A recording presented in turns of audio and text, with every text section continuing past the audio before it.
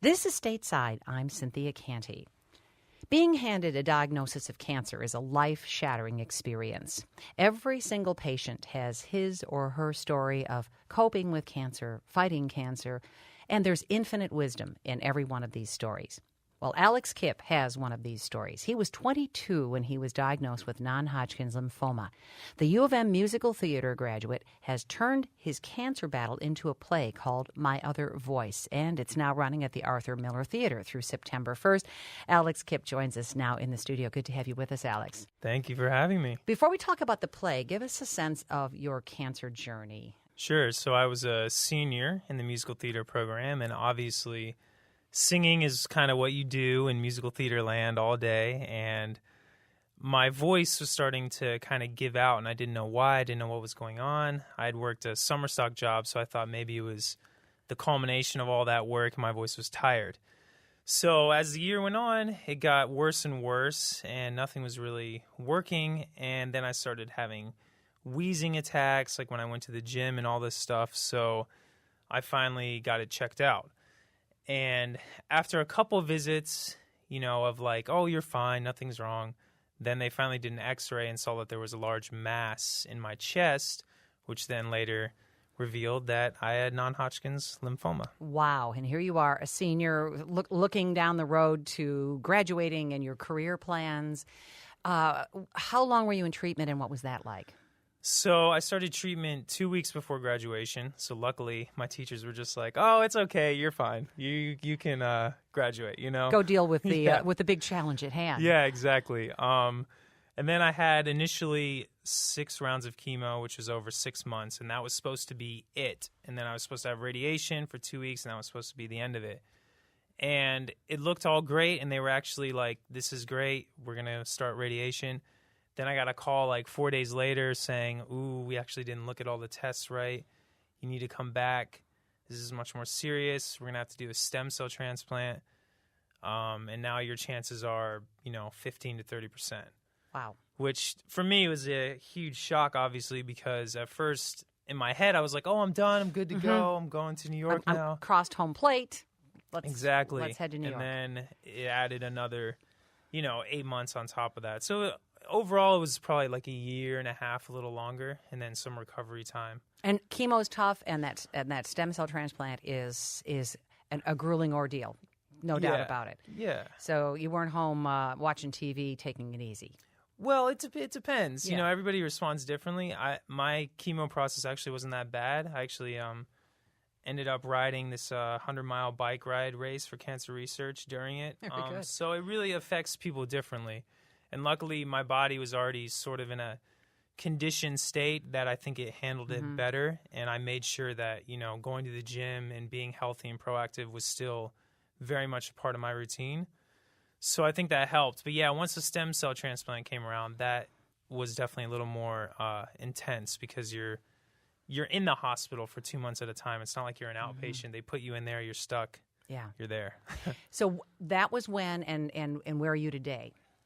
So today I'm actually, I just had my 2-year checkup. But yeah, I'm all clear. All my scans are clear. And the 2-month mark for my specific disease is a really important one because then your risk of it coming back goes down dramatically after that. So that's good. So where was the idea? When did the germ of the idea begin to turn all of this whole journey into a play?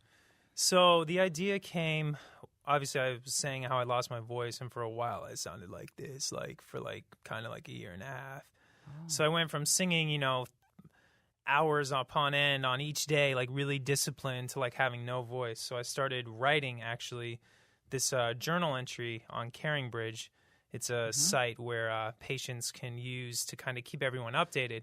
Because I got really annoyed by people being like, "So what's going on?" And then having to explain myself 5 million times. CaringBridge is terrific for that, for families and patients to say, "Okay, everybody, check in, read my blog." Yeah, here's the link. There you go. Let's get it done. So it started as that, and then I realized that what I was writing was actually affecting a lot of people by, the comments that they would leave in the, wall, and how inspirational it was. And then other cancer survivors or people going through treatments were reading it, and I started to realize, oh, this is kind of a really powerful tool. And then I started learning more and more about the young adult population with cancer and how it's a really big problem right now. And I decided that, I could use my gifts and my talents to contribute to the cause by writing something. And there was just so many funny things to me that would happen in the hospital that I just saw in my head on stage that I just thought would be hilarious for audiences. And it has been, so that's good. I'm speaking with Alex Kipp. He's a graduate of the University of Michigan Musical Theater program. Also, he was able to do some study at the London Dramatic Academy, so he's got that all behind him. But as he was ready to graduate, he was smacked with the diagnosis of non-Hodgkin's lymphoma, now 2 years out and cancer-free. And his play, My Other Voice, is running at the Arthur Miller Theater through September 1st. So tell me about the play. Is it a musical?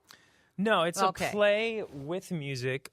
Although I would say that music is almost another character in the piece. It's a play about a musical, if that kind of makes any sense. All right. And is it very autobiographical? Did you take your story and kind of mold it and shape it into maybe a different form for the stage? It is very autobiographical, but there are certain elements that are certainly dramatized or elaborated on. All the characters are based off of people in my life, though they might not be the exact person. We didn't change my name in the play because we wanted to really give that feeling of, sort of seeing a live autobiography, which is really interesting because you're in the audience seeing it happen and you're like, wait, this actually happened to this person, which puts it in a whole different context and reality, which is interesting. Well, for you, what is it like for you on stage reliving bad old times? Mm-hmm. Those were not golden months in your life. Yeah, that's everybody's question, and I guess people assume that it would be really difficult to do, but for me, it's actually just more of a celebration that that I've made it, and that I'm able to tell this story in a way that is spiritual to me in some sense. And the fact that I'm able to be up there and do it when I didn't know if I could ever do it again is enough for me. It's almost like a mileage marker. Look how much further down the road I am from where I was back then. Yeah, exactly. Now, the play closes on the 1st of September. Do you have plans or hopes for it to go elsewhere after it closes at the Arthur Miller? Yeah, so the reason we brought it here is because of obviously the U of M ties and connections, and we wanted to kind of try it out, basically. And so it's been really successful, and we're really happy with it. So now we're going to move it back to New York and hopefully try to do an off-Broadway run eventually after we do a showcase in New York. And then hopefully we'll be touring it around to different universities, like major university presenters like UMS, and collaborating with the hospitals and getting people to build, community engagement and involvement around the show. Who would you like to come see your play? And I guess by that I mean, would it be useful for medical students and physicians in training in particular to see a young person's view of the cancer experience? Yeah, well, it's great you just asked that because last week that's actually what we did. We had there's this medical arts program at the University of Michigan started by Joel Howe and Sanjay Saint, where they got this huge grant from the Doris Duke Foundation where they're able to provide artistic experience to medical students and house officers. So we had a whole audience filled with them on one night, and then Joel Howe led a talk back after the show, and it was just amazing hearing their response to the show, hearing how it made them see the patient experience differently, how it made them think about families and dynamics of relationships, and they saw kind of the holes in their system. And also the good examples of how a doctor can be and the bad examples. So that was a big night for us. And then last Sunday, Ora Peskovitz, the CEO of University of Michigan Hospital, was there. And a lot of important topics were brought up, like medical marijuana, clinical trials, insurance. It was really great to see that this piece started conversation within the community and within her own health system.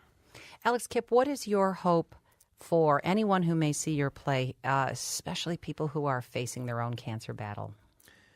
I think my main hope is hope. I mean, that's really the message of the piece, is just hope for anybody going through this, hope for, a better tomorrow where all this is concerned, and just inspiration to just keep looking towards tomorrow, even if you think it's not possible. And I think this play is much more for just the cancer community. You know, the cancer is just a backdrop in the play, but really it's about someone overcoming adversity and growing up spiritually and just like emotionally, and which anyone can relate to.